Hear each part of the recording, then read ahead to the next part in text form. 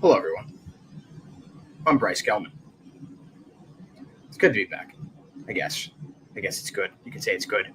Uh, it's been 42 hours removed from the Knicks losing in Game 6 of the Eastern Conference Finals, and I'm still no less disappointed than I was on Saturday night. But here we are, Monday, June 2nd. Much like I did with the Yankees Game 5 loss, I let the feeling, the result marinate in my mind, just to be able to correctly represent how I feel about the season, how I feel about the loss, and how I feel about what I believe was an extremely disappointing end to the Knicks season. Again, it's similar to what happened with the Yankees in Game 5. What a disaster that was. And I just couldn't get right on and tell you my exact thoughts. I did a post-game video that's about as authentic as you'll get when it comes to my reaction as to what happened in Game 6 of the Eastern Conference Finals against the Pacers. But this is a more measured approach. This is a more measured take here when it comes to what transpired in Indiana on Saturday night. So I'm Bryce Gelman. Today, going to be discussing it in a more macro view. I'm going to put out a YouTube video tomorrow with a more in-depth breakdown of what I think, of the season and what I think going forward. But I think right now, this is more of an accurate representation of how I felt the season went as a whole. And again, a little bit more in depth tomorrow on my YouTube channel. Stay tuned for that. That'll be out, I don't know, probably 1 or 2 whenever I have a chance to do it. But yeah, that was bad. That was really bad to lose in that fashion. I can't get over what happened in Game 1. I'm sure you all share the same sentiment as me. I mean, that is maybe the most hurt I felt as a sports fan. Game 5 of the World Series this past year was bad. I think maybe Game 1 where Aaron Boone went with Nestor Cortez instead of Tim Hill, that still sits with me on a daily basis. I don't think about it every day, but I think about it every once in a while. I think this Knicks loss in Game 1, considering how we know the series shook out, makes it that much more worse. And for me, as someone, as you may know, I mean, the Knicks are my number one team. I don't care about any other team nearly as much as I do about the Knicks. And that loss at the time, I destroyed my hand. I cut it up real bad, slamming my hand on my desk. I'm sure there are plenty of other people that did some heinous shit out there when they watched what happened in Game 1, but I was not upset. And I know plenty of other people out there felt the exact same way as me. The fact that the Knicks lost the series makes it that much worse. I mean, I don't think anyone expected. I think there were people out there who were extremely hopeful, like, all right, well, whatever. They blew one game. It's not a big deal. They're not going to let it linger. They're going to move on quickly. I don't think that that's humanly possible. I don't think even the teams with the most resolve in NBA history, that would have been a very difficult issue, a very difficult thing to surmount, like a very difficult thing to come back from. Because in Game 1, you know what happened, down, up 14 with 3 minutes to go, up 9 with 52 seconds left, and the Knicks lost the game in unbelievable fashion. And they never recovered the series because realistically, they thought about it as we have to now win 5 out of 7 games. We won the first game, but we lost it at the end. Now we have to go out and win 4 more games. And I wish the Knicks responded well at home in Game 2, but that was always a game that I thought the Pacers would win. I thought it would be 1-1 going to Indiana, and then the Knicks would be able to steal one, and it would be 2-2 going back to the Garden for Game 5, and we'd probably get a Game 7. My prediction was Knicks in 7, and I think that would have transpired had the Knicks not blown Game 1 in historic fashion. So that's where I'm really caught up on. When I consider this season, when I think about the season, again, this macro view of whether or not it was success, the Knicks got to the conference finals. No one expected them to get there. A lot of people were writing them off going into the Celtics series, including me. And they got to Game 6 within 2 games of advancing to the first NBA Finals in 26 years. That's a win. It is. No matter how you want to look at it, when you look at all the flaws that this team had, every single issue, every, chemistry thing, the lack of good fit. I mean, I'm going to get into that in a little, but the bad fit that was Jalen Brunson and Karl Anthony Towns on both ends of the court, they still got to the conference finals. They still got to a point where we believe that they could potentially win a championship. I think that's a huge win. And I think it's a massive credit to the players and Tom Thibodeau by extension for getting the most out of those players, and to Leon Rose for building this team. I still think that they fell short, and I don't believe that running it back with the same exact guys, with the same coaching staff, is the right move. I don't. Even though this is a successful season. Again, they got to Game 6 of the Eastern Conference Finals. That was terrific. But they got exposed by a team which on paper does not have as much talent as the Knicks. Are they the better team? Yes. Are they better coached? Yes. Do they have more talent? No, they do not. Are they deeper? Yeah.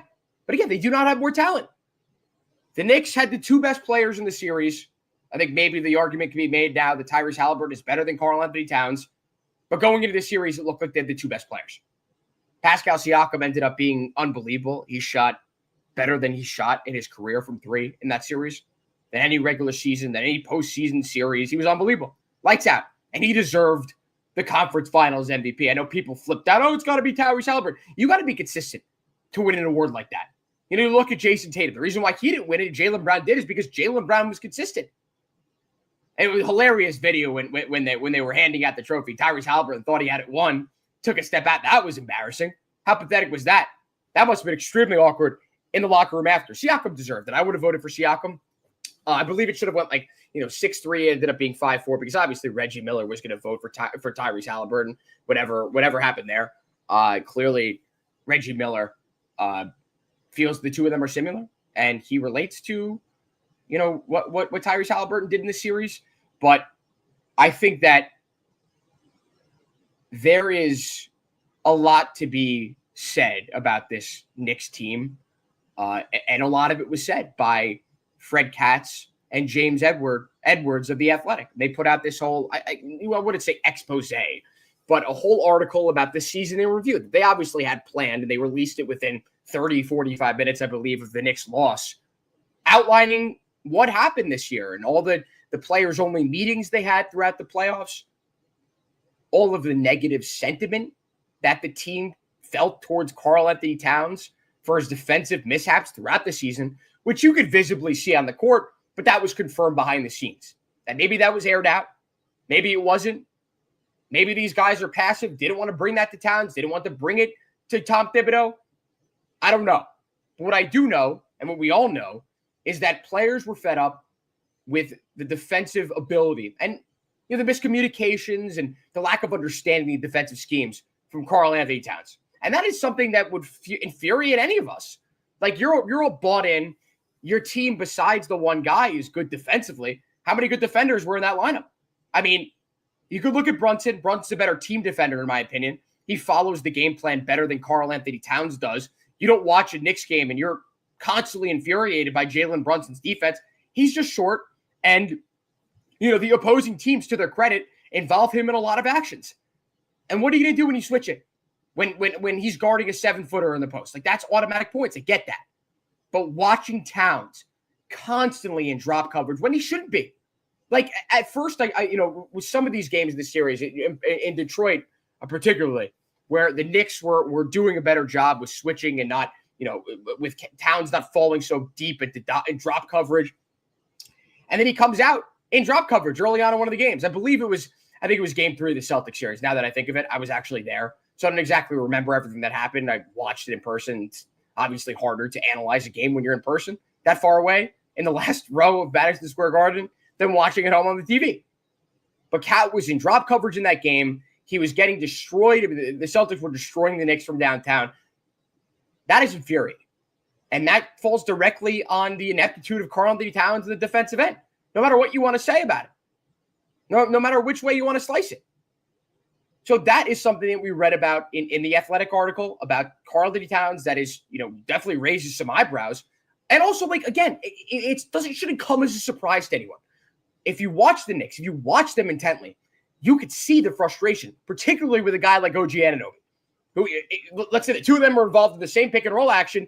Karl-Anthony Towns goes 5 feet deep into drop, and he can't get out to the shooter. And listen, as a top, 5'10" wing defender in the NBA, if I was OG Anunoby, I'd be pissed too. So there's obviously the question of what happens next year. does this continue? Does this lack of attentiveness when it comes to the defensive schemes and the defensive strategies from Karl-Anthony Towns, does that change? Now that he has an offseason with the Knicks? Who knows? Time will tell. Is he even with the Knicks next year? I assume so. I'd probably say it's 90-10 that he's with the Knicks, unless Giannis Antetokounmpo goes to the GM of the Bucks and says, I want to be in New York with the Knicks, which I think is unlikely. You never know, though.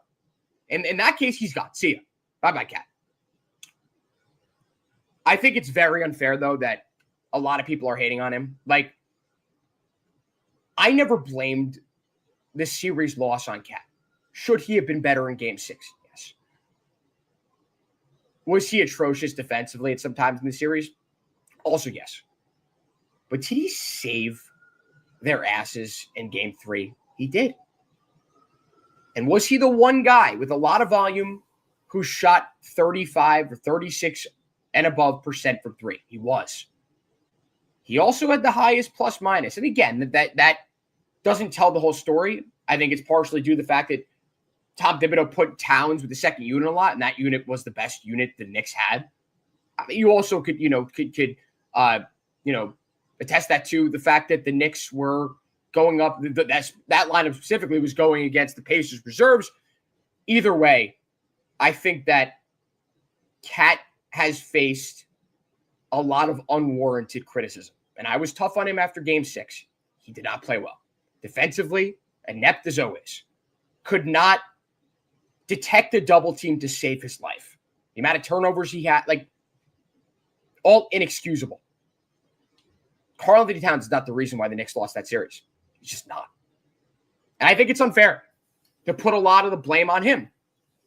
If you want to put the blame on anyone, and if you follow me on Twitter, if you've watched the videos that I've done pre and post game, you know exactly who I'm going to right now. And that's Josh Hart, who is atrocious. The worst series that he's had with the Knicks, the 3 years that he's been with the Knicks, he was terrible. He was awful.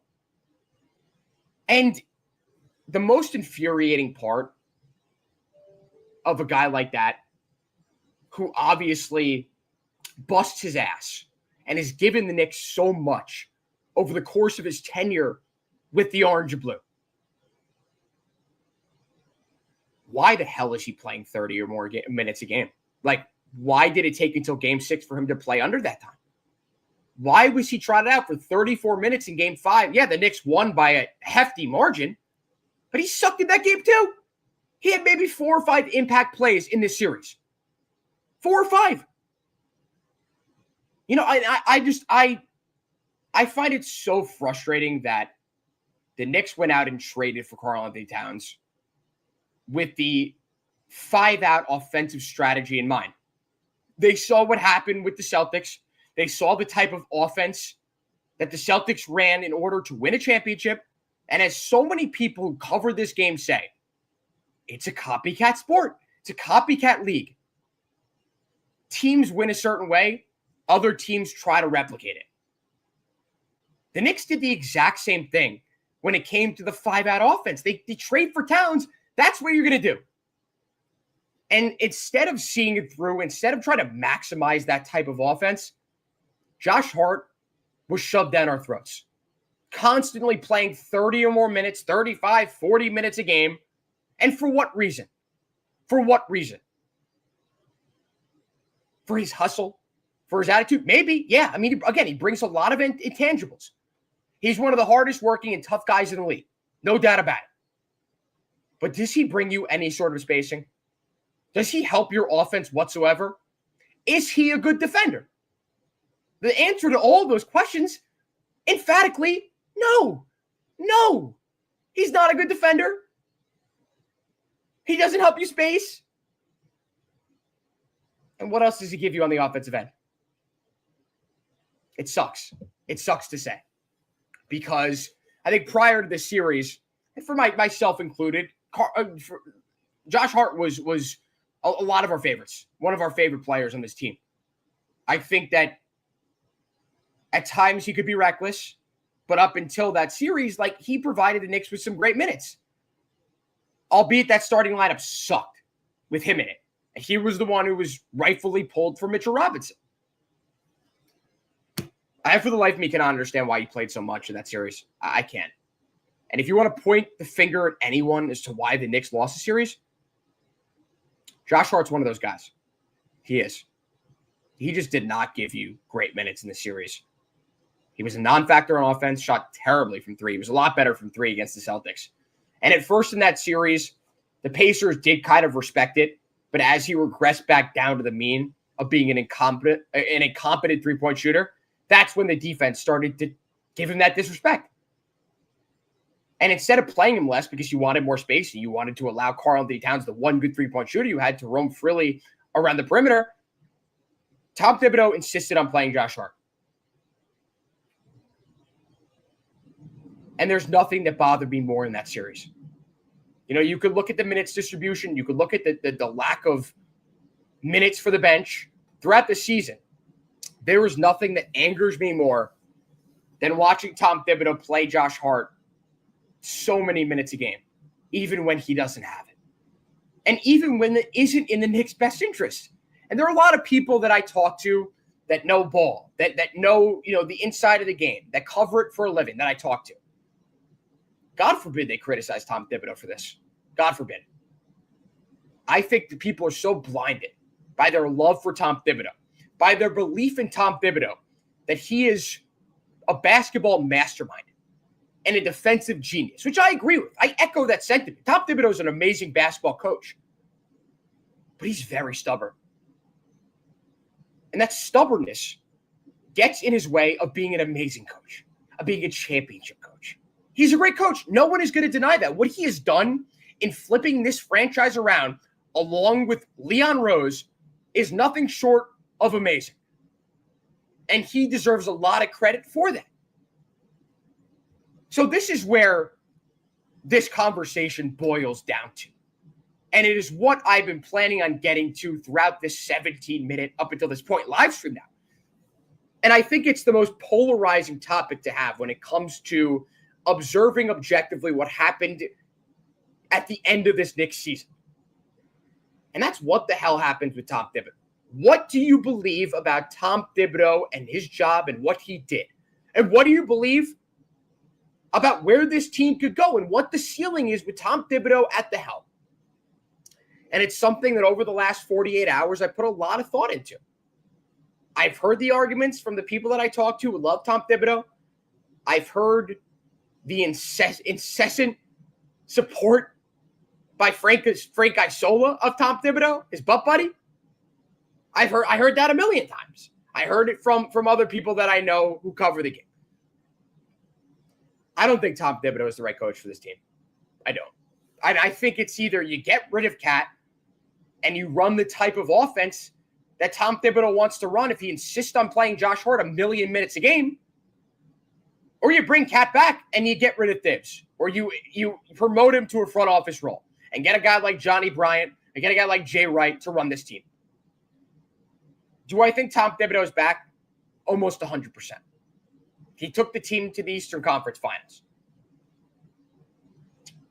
But what I watched throughout the course of those playoffs was, in my opinion, some very well-coached games in which Tom Thibodeau adjusted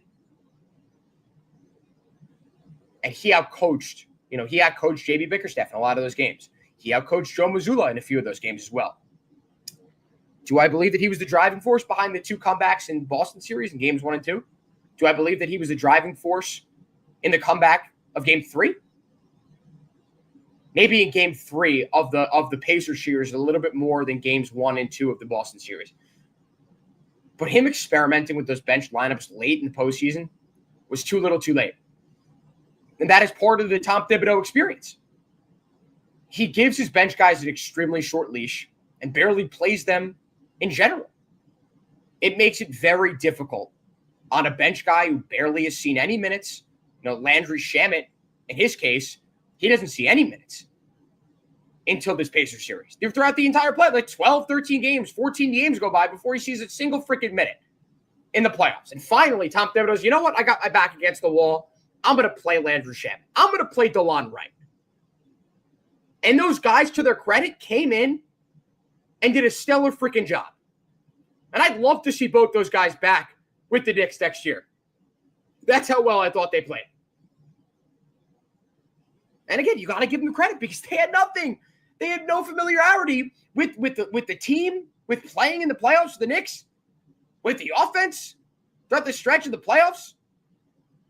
It's very hard when you're sitting on the bench for 12, 13 games, watching your team go on a run in the playoffs, and then when shit hits the fan, that's when you're thrown into the game. And again, you got to commend them for playing extremely well. I mean, those two guys, that lineup was probably the best lineup for the Knicks over the last 3 games. Amazing. And I love when they got on the floor. I mean, defensively, what DeLon Wright gave you, especially in the passing game, in the passing lanes, he's amazing. I mean, he's got quick hands. He forced a few steals. Landry Shamet was the second best three-point shooter throughout the series.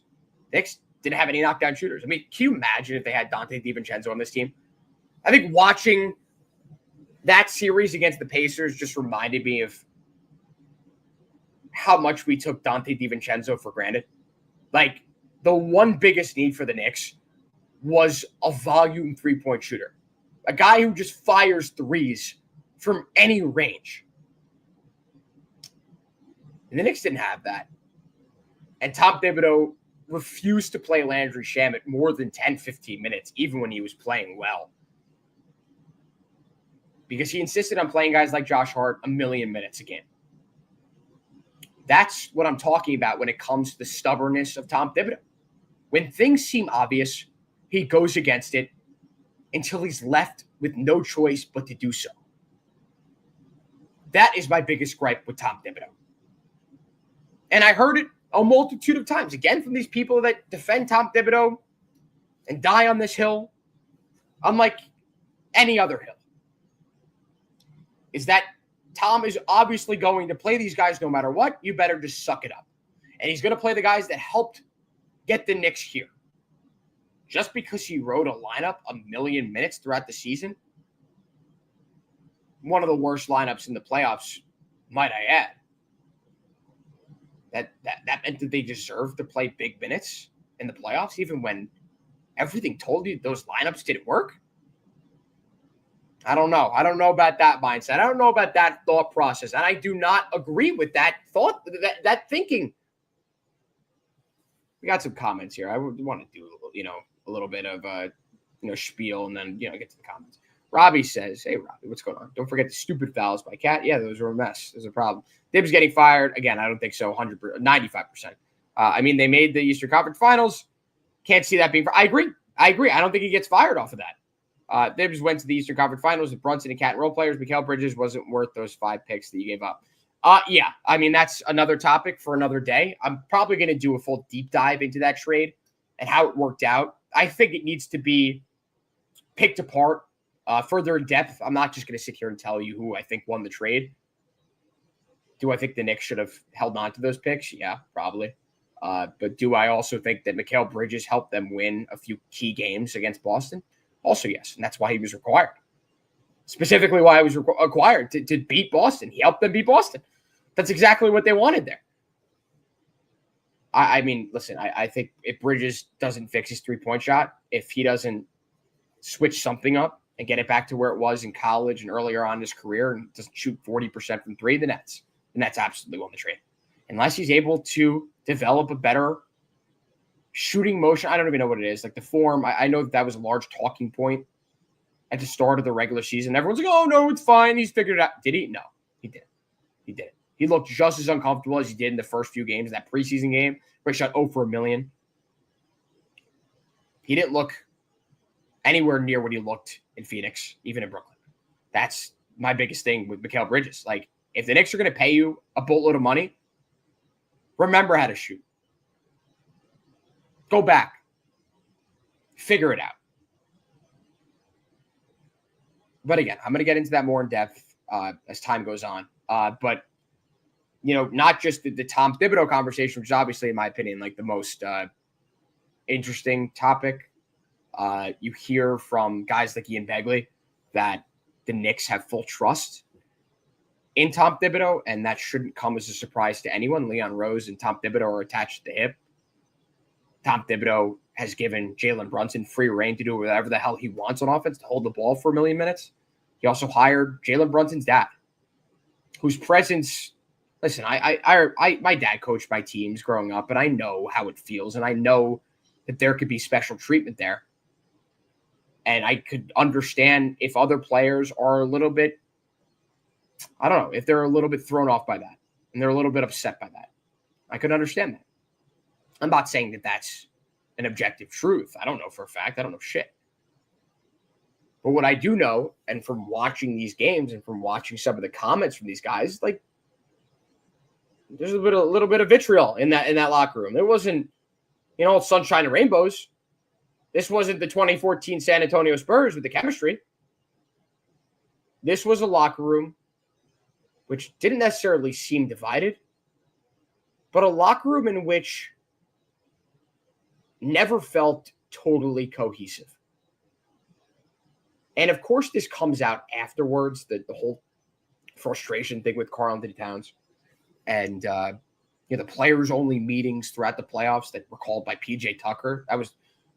Why do you think they wasted their last roster spot on PJ Tucker just to never play him? Why do you think so? Because they needed a veteran presence and a veteran voice in the locker room to help them figure this shit out. As much as you want to make Jalen Brunson out to be this leader, an amazing guy, listen, he is. He's a great leader on the court. He's a winner. No matter how these last 3 years have gone. Jalen Brunson's got a lot of power on the team.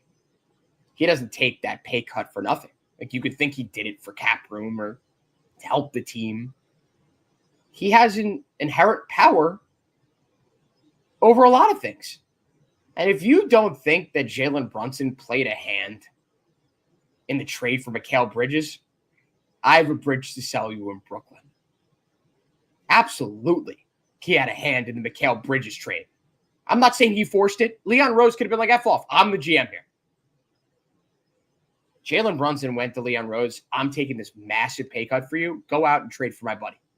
If I'm doing this for you, you do this for me. And the Knicks' backs were against the wall, and they paid the exorbitant amount for one of the best role players in the NBA. No superstar. No amazing player. Yes, those picks were less than valuable considering the fact that Knicks, knock on wood, are going to be a really good team going forward the next 5-6 years. Either way, they paid a lot for Mikal Bridges. And that looked to be Jalen Brunson doing. So he's got this power over the organization. He can hold that contract pay cut that he took over everyone's heads. And what Jalen Brunson wants, he'll probably get. Again, because he did that. He did that for the organization. You can't fire my dad. You can't fire Tom Thibodeau now. James Dolan is ultimately, as they said in the Athletic piece, the one who calls the final shots. And as we've seen over the course of his 25-year tenure as the owner of the Knicks, that doesn't usually end up going well. You don't need me to tell you that. Tom Thibodeau has rarely got involved in decisions. He says he hasn't in years. I've heard behind the scenes that's not true. But, to the public, to everyone, like, this isn't like the Melo trade in 2011. Like, this isn't so obvious that Dolan was behind it. It's never happened like that. The Knicks do a great job of keeping things under wraps. Everyone knew the Knicks were trying to trade for Karl-Anthony Towns. It was never fully reported the Knicks were actively in talks with the Minnesota Timberwolves. They do a great job of not letting stuff leak. They obviously, are not going to let any of this out. The beat writers, they put out a lot of stuff, and you think that they know a lot, but I don't think they know as much as you think they know. This team plays it close to the hip. Their PR team, and speaking from experience as someone who worked for SiriusXM NBA Radio, a channel in which has relations with the majority of teams in the NBA, the Knicks are very stubborn when it comes to cooperating with us and giving us interviews and letting guys speak on the record. They don't let anyone. That's directed from James Dolan. So if you think that this is going to get out, if Tom Thibodeau decides that if James Dolan decides that Tom Thibodeau is gone, like I just don't think any of this gets out. And I also just don't think that James Dolan wants to piss off his franchise player, Jalen Brunson, a guy who he okayed giving the captain to. I think it's very frustrating when you consider how this Knicks season ended. I obviously, I'm not gonna sit here and tell you that, I'm not upset. Again, as you could tell by a lot of the videos that I've done, the pre and post games, check those out on my Twitter. I can't imagine the next time we'll be doing them. I don't care about regular Yankees season game. Like I couldn't care less. I'll be obviously more locked into that now. But as you could tell in those, like, I don't know. I mean, I've been very dejected when it comes to what happened there. Like it's very frustrating. If the Knicks don't win a championship in the next 5-10 years, it will go down as the worst loss of my life, 100%. And obviously, listen, if OKC runs away with this series and the Pacers don't put up any fight, I think that probably will happen. I think OKC's a juggernaut. I think the Knicks matched up better. I didn't think the Knicks had a chance, but I don't know. I think OKC can play that fast-paced game just as well as the Pacers can. And they're not going to be as inept at getting back defensively because they have so many good defenders. They can send two of them back. A guy like Lou Dort could probably stop Pascal Siakam on the break himself. This isn't like a Mikal Bridges who can't stop him to save his life. Or Jalen Brunson. Like, Shea might be able to stop him too. I've never seen as good of a defensive team as the Thunder in my life. Maybe the Pacers will be able to steal a game or two, but Thunder are going to win, I think, very easily. If the Pacers win, I'm going to be on suicide watch, and I think the majority of Knicks fans are going to be on suicide watch as well. Knowing deep down that the Knicks should have won that series, and they should have been in that position to potentially beat the Thunder. There's no excuse. The Knicks were favored in the series. They've lost 3 straight years to teams in which they were favored against. It's unbelievable. And this year, they knocked off a team that was minus 1,000 on some books against them. And the Celtics, no one gave them a fighting chance to beat the Boston, and they did it. And then they lose to a team they're favored against. It's just like, this is a constant experience now for the next 3 years in a row. And yes, I get it. They've gotten to, the next level and the next stage. Like, I get it. I understand. These are all wins. But you keep losing to teams that on paper are not better than you. They play down to the competition. They play up to the competition as well. And the guys that went off in the Boston series were non-factors in the Indiana series. A guy like Josh Hart, Mikal Bridges. OG sucked too until Game 6. He was the one guy who showed up in Game 6. Credit to him. He was amazing. He showed up when it mattered the most. All right? But him, Hart, and Bridges sucked from 3. The Knicks had no 3-point options. You want to blame it on Jalen Brunson, for not kicking out too much. And, he only passed the ball to Karl-Anthony Towns. He only, had 1 assist to Cat before Game 6, the entire series, 5 games. You could call that out. Thanks, Josh Hart, by the way, because the lack of spacing. It's very hard for him to find open guys. But, those 3 guys could not shoot and could not hit water if they fell out of a boat from 3. My guy, Rana, man, if you know, you know. Were last year's changes worth it? Feel like they should have stuck with Hartenstein and DiVincenzo. They had no choice. They couldn't bring back Hartenstein. They offered him, the early bird rights, 4 years, $72 million. That was the most they could offer. They didn't draft him, so they couldn't offer him more than that. And the Thunder came in and offered him 3 years, $89 million. With the team option on the 3rd year, he's only going to last 2 years. They need that money for SGA. I mean, they're going to pay SGA $75 million a year. It's going to be the biggest contract in professional sports. It's going to be 4 years, like $400 million. No, 5 years, $400 million, something like that. They're going to need that money for Chet. They're going to need that money for J-Dub. So Hartenstein's gone, 100%. DiVincenzo's a different story. There are plenty of people that I have this argument with. People think that the Towns trade was worth it and it was a good trade. I think based off how Tom Thibodeau used him and based on how he insisted on playing Josh Hart with his starters as much as he did, it wasn't worth it. Because if that was going to be the plan all along, then why trade for a guy who's going to help you space the floor? If you're just going to sacrifice the spacing by playing Josh Hart alongside him, you wanted to play 5 out. You didn't play 5 out because you resisted the idea of playing Deuce McBride with the starters, which on paper, naked eye too, with all the advanced metrics, was the best lineup the Knicks had, with Deuce McBride substituted in for Josh Hart. Because guess what that gave the Knicks? 5-out spacing. Unbelievable. That's literally what they tried to get when they traded for Karl-Anthony Towns. I'm not blaming this on I'm partially blaming this on Tom Thibodeau, but it's like neither of their faults. Because Tom Thibodeau, I don't think was ever okay with playing that style of basketball. If he continued to play Josh Hart as much as he did, then he probably wasn't okay with the Cat trade. Like, that's how it feels for me. Because on one hand, you go out, you trade for a guy to run a certain offensive scheme, and you're not going to do it?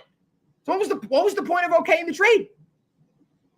Was there any dissent when it came to Tom Thibodeau? I doubt it. I doubt it. The Knicks traded for Cap because they didn't have a center. They tried to trade Mitch the entire offseason. We'll give you Mitch and we'll give you Randall. Mitch and Randall.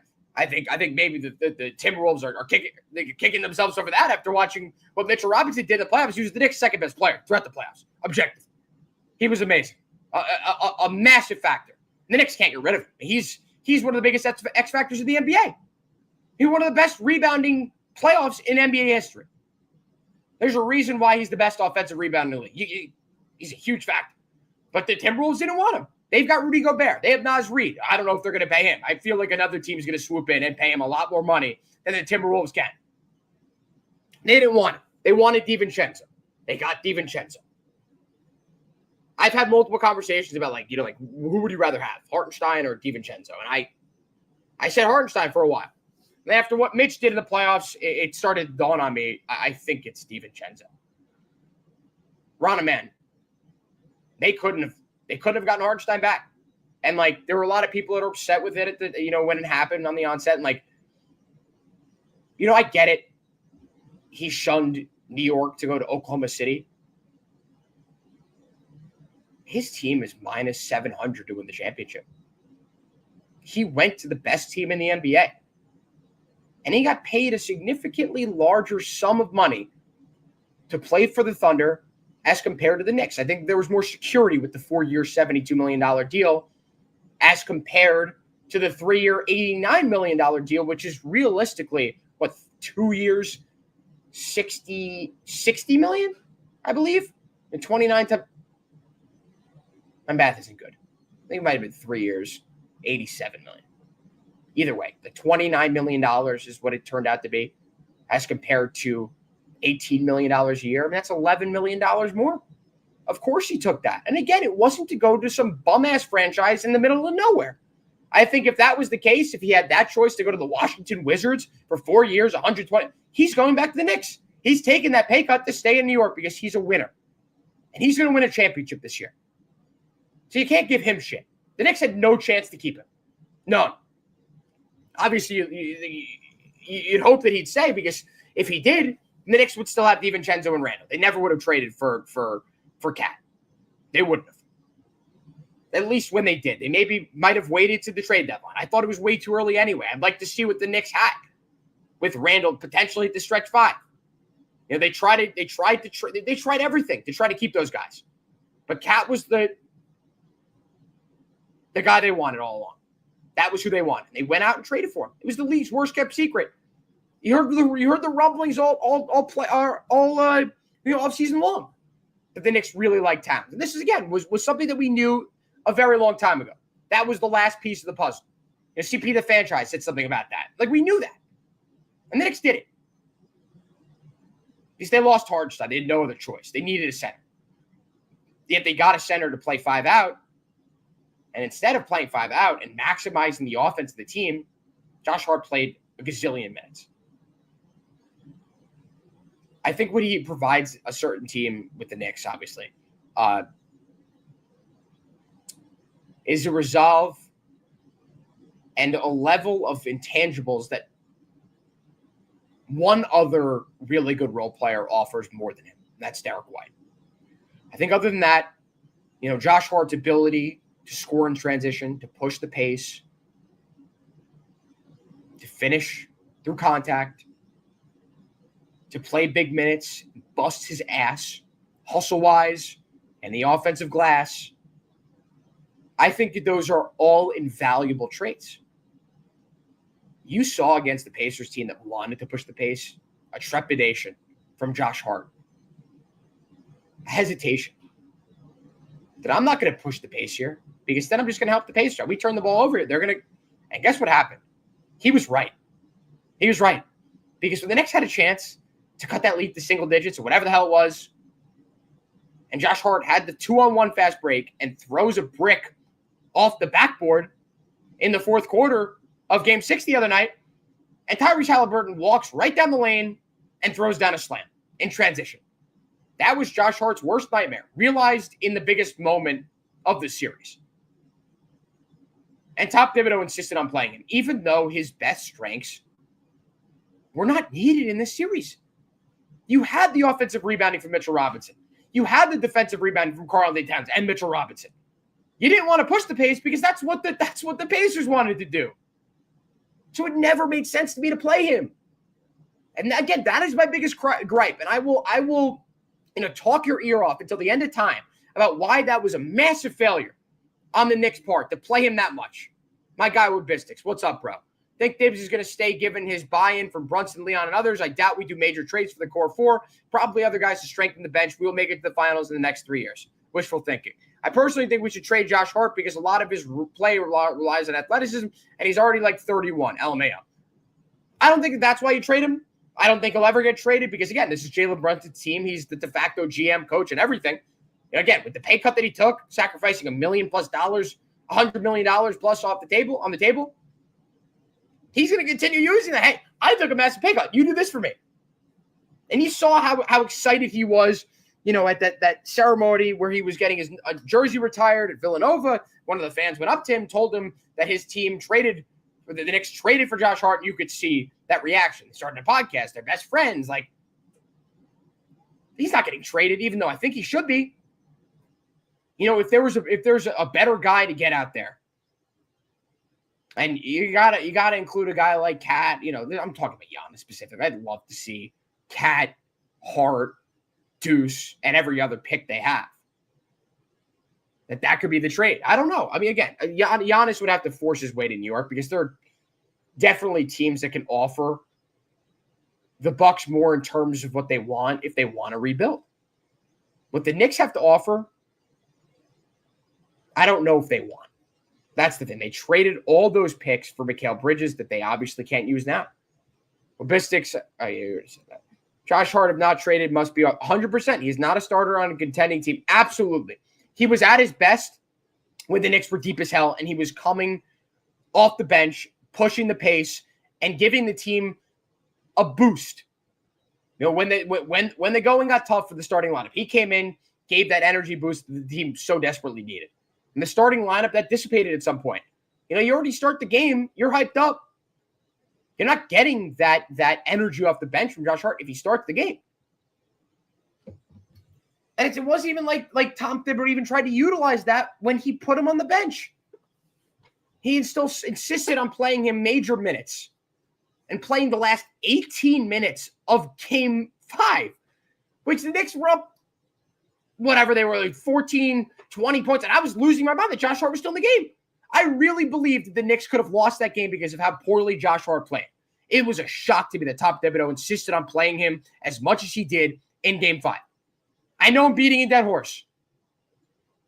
I know I can't stop talking about it, but it's the best representation I have with two things. My biggest gripe when Tom Thibodeau plays Josh Hart too much, and just how stubborn Tom Thibodeau is in general.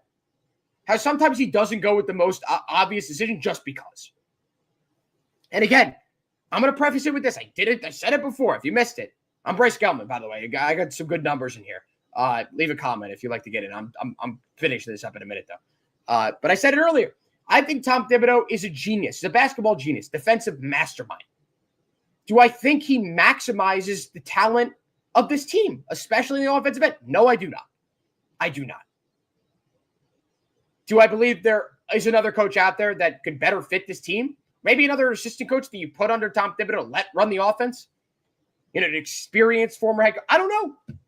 I don't know what it is. All I know is that Rick Brunson cannot be your top lead assistant. And Mo Cheeks, another one. You need